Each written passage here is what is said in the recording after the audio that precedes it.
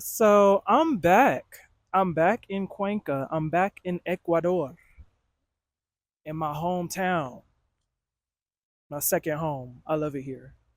I don't know if y'all hear the brook, hear the babbling brook behind me, um, or if you just remember the rocks, if you remember me bitching and moaning 2 years ago in the same spots. I'll probably insert a clip so you can see the difference between then and now. It's not always about you, y'all. It's not always, and it's not always like you in comparison to the next person. That's what I'm basing it off of. Make it about you when it's things that you want to do, when it's things that you love, when it's things that bring you genuine peace and joy. Make it about you.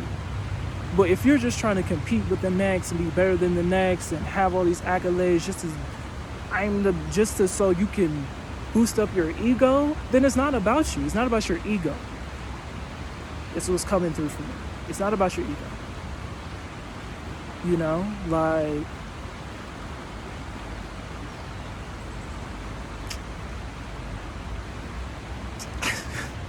because people will look at somebody and be like, oh, they look so nice, and then make all these judgments, make all these preconceptions about a person just because of where they're at or what they're doing or how they're moving. And it's just like,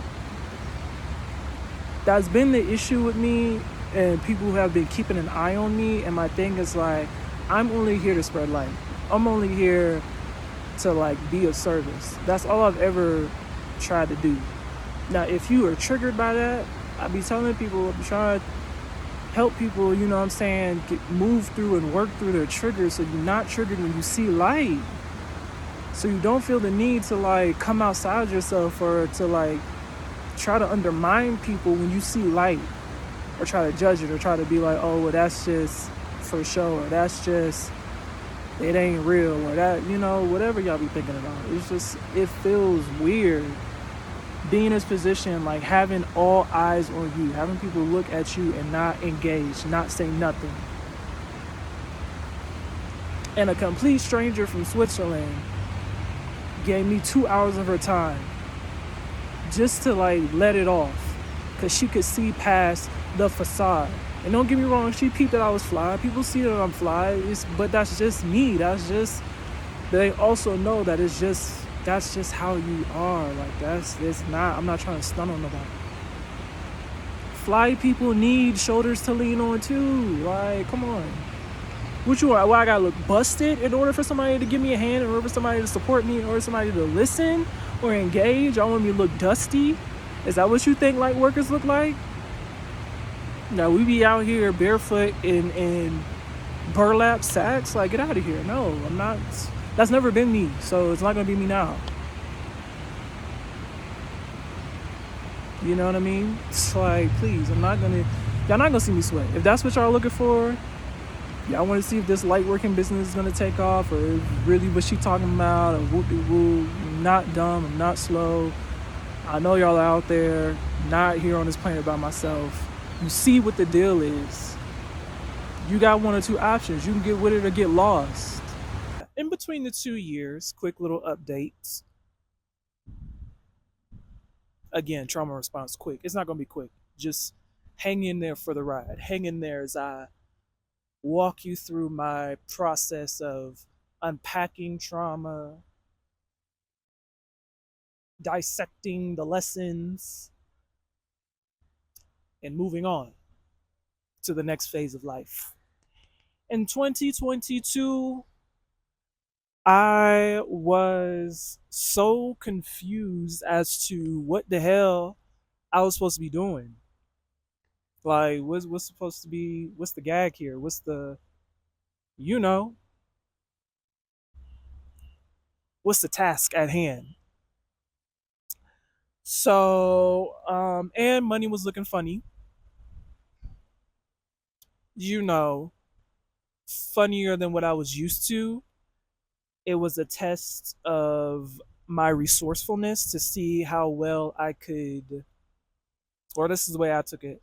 I took it as a test from the universe to see how well I can be, I can resource myself with what I had, right? Coupled with all that, I was also able to see clearly when I was removed from the US of A. I was able to see clearly who my friends and my foes were. Not to get too in depth with that. When I came down here, I had a handful of friends and select family. And 2 years later, I have nobody. And I am the happiest I've ever been in my life. Learning how to detach and move on, even from the things that you thought were going to be long term, even from the things that you thought was going to stick around forever and ever, amen, is the greatest challenge that any one person can be faced with in their lifetime. It's to test your conviction. I was listening to a YouTuber yesterday, and they were like, "There, a lot of y'all pray, especially people who are like super religious and go to church and are a part of an organized religion. Y'all pray, y'all pray, y'all pray, but yet y'all don't have any faith." I'm sick of the fear mongering, bitch. Your creator is very disappointed in you, sister. Very disappointed in the fact that you don't have no faith, bitch. No faith. It's always a demon. You give these demons so much motherfucking power, bitch. You give them that much power. That's what bothers me the most. Yeah. Yeah, I banish all fear, bitch. No more fear. No more rain, no more drama in my life. Ah, bitch. What Mary say? It's the God in me. Ah, it's the God in me. Ah. Y'all don't have any conviction in the word that you're reading. You don't have any faith. You don't believe in the God that you serve, clearly, because it shows in the life that you live.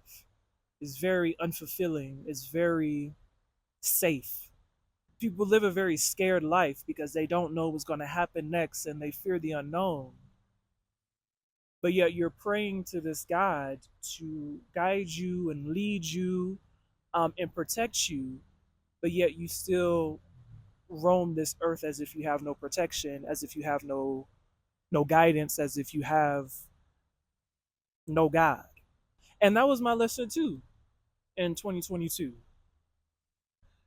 The overarching lesson is, if you say you love me, you trust me, you serve me, then listen to me. Take the rose colored glasses off, tune into your discernment and intuition, and really look at your life as it stands right now. Are you happy in these familiar circles that you're a part of, in these friendship circles that you're a part of? And if not, why or why not? What are some things that these relationships are lacking that you want to see? You want more support? So then you have to let go of things. It's like you have to offload the old and the worn out so that you can welcome in the new. Over the years, I've thrown away just practical examples. When I was traveling, I was wearing out sneakers, and I would need new sneakers, but I will also have to be mindful of my bag weight and that I'm not overpacking or stuffing. Um, so I would have to throw away shoes. And as simple as that act may sound, it was a bit painful to see shoes go in the trash, especially shoes that I have worn for, however many miles or however many months.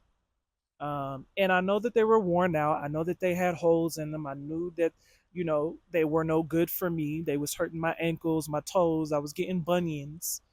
But still, for some odd reason, I was still kind of like shackled or tethered to these sneakers. Even so much so that when I threw away like my first two pairs of sneakers and got some new ones, I like took pictures of the old ones and, said thank you, all the stuff. Marie Kondoed my sneakers, y'all.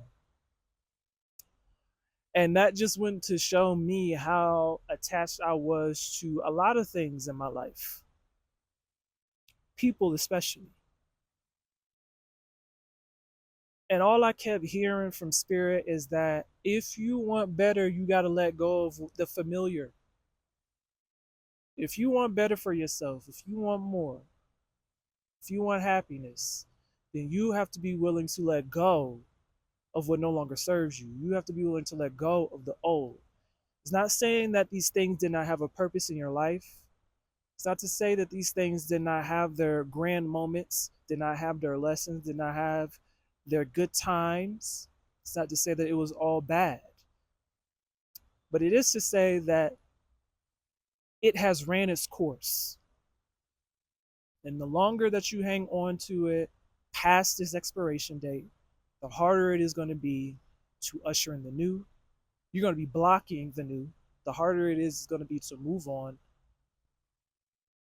The harder it's going to be for you to mend, because you're going to be breaking your heart over and over again, because somehow you're expecting this old thing to renew itself, and that's impossible, you know. And plus, how many times are you going to like keep patching up, patching all the holes in these old scenarios and old circumstances? Like, at what point are you going to get sick of your own shit and decide that enough is enough and that you want new? At what point? So I got to that point, and yeah, it's amazing for me to even look back on where I was, like really peep the difference. Where I was in 2022 with friends, with family, compared to now. Solo dolo. The lightness, the peace, the clarity that I have between then and now is profound. And all I had to do was let go of everything that I thought I knew or that I thought that I wanted. All I had to do was let go of the things that no longer served a purpose in my life. I would encourage anybody who feels like they're stuck, feels like they don't know what to do next, tune out all the noise around you, tune out your family, friends, tune out Instagram, TikTok, Facebook, and really tune into yourself, really tune into your higher knowing, because you know what's best for you. But sometimes we second guess what's best for us because we're listening to everybody else around us, and we're looking at what everybody else is doing and how their life is panning out, and looking at their plan of action. But everybody has a different mission. Everybody got a different life purpose. And can't nobody tell you what your life purpose is. That's something that you have to discover on your own. And it's important that you honor your inner voice. Because if you don't, you're always going to feel like something is missing. And the thing that's missing is your attention to yourself. You're not paying attention to yourself. You're not paying attention to your inner wants, your desires, to your inner calling. You're ignoring that. And so your heart is lamenting, is crying out. That's why you feel like no matter what you do is not good enough. Because you're not truly doing these things for yourself. You're doing it for external validation. Validate yourself. Validate your own inner knowing. Validate your own wants, needs, and desires, and see how full your heart gets. Now, things may start to look scarce around you. You may start to feel like, people are leaving you. Material things are falling by the wayside. But this is just testing your conviction. This is just testing your conviction. Do how much do you believe in yourself? I had to get to a point where I was like, no matter what, I'm gonna bank on me. I'm gonna bet on me. Just because nobody else values me, does that mean I shouldn't value me? Just because nobody else sees it for me, does that mean that I shouldn't see it for myself? And what does that mean? So I just give up because nobody else sees me? I just lay down and die because nobody else is tuning in to what I got going on. Nobody else is on board or nobody else is supporting me, so I just stop or I just neglect myself. I had to be real with myself. I was born by myself. I'm not a twin. You're born alone and you die alone. And then, the rest, everything in between is improv. Everything in between is what you make it. I can't live for nobody else. I wasn't sent here to live for anybody else. I was only sent here to live for myself. I had a divine mission. I had a soul's purpose. So I have to fulfill that because that's the deal that I made with spirit. I didn't make a deal with any other human being to live for them or to be a doormat for them or to appease them or to make them happy. That's not why I'm here. I'm here to fulfill my soul's mission. I'm here to experience life to the fullest. I'm here to live. But that's a choice that I had to make on my own. I had decided I'm going to live regardless if anybody sees me or not. I'm going to live regardless if anybody gives me permission or not. And especially at 34, I'm grown. So, permission to do anything. I grant my permission to do whatever the fuck I want to do in this lifetime. And I hope y'all get there. I hope y'all really get there because, I mean, it's fun over here. It really is fun over here to like leave a country and not tell nobody. Like the first time I told like a few people, and I shouldn't even have did that because all those people that I told are no longer in my life. But this time, I told one person because I was working with them and I wanted to let them know that I can't be of service anymore. Um, but that was like after the ticket was booked, after the security deposit was down on the apartment, all the things. Then I told them, like, live life and be responsible, right? Live life and care about yourself. Live life, eat good food, eat food that's gonna nurture your body, drink water, please. Go out walking, go hiking, like live a life that's gonna be fulfilling and sustaining for you. Don't live your life for everybody else. Don't live your life for everybody else. Get unstuck. Sometimes getting unstuck is as simple as taking your ass outside and going for a walk. It's just that simple. You know, Stop putting off your heart's desires for another day. Stop saying, I'm going to do this once I get this, or once I attain this, or once I achieve this, because that's not guaranteed that that time is going to come, that you're going to accomplish this or get to that milestone. So you might as well just do what it is that you want to do now. Stop putting it off until later. Y'all see how the world look outside? There ain't no guarantee that there's going to be a tomorrow. There's no guarantee. So what are you waiting for? Get up, live your life. All this other shit is noise. Get up and live your life. Do what you want to do. You ain't gotta do nothing crazy like me. Leave the country. I know I'm a little extreme. But go get yourself. I said this last time I was sitting out here by this water. Go get a massage. Like go to drive yourself to the nearest beach or like get on a Greyhound bus. You know what I'm saying? Go to New Orleans. I don't know. Get on Amtrak. What you waiting on? Like, stop waiting around until this and that and this and that. Like, girl, get you a little Spirit flight to Panama or something. I don't know. Stop being like, can't nobody live for you. You gonna wait till you get this, wait till you get that. Then what happens? You don't get it. Then you're gonna be 50 years old talking about some, oh, I wish I would have, shoulda, coulda, woulda, but you didn't.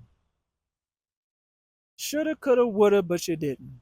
And you can't blame nobody else but yourself.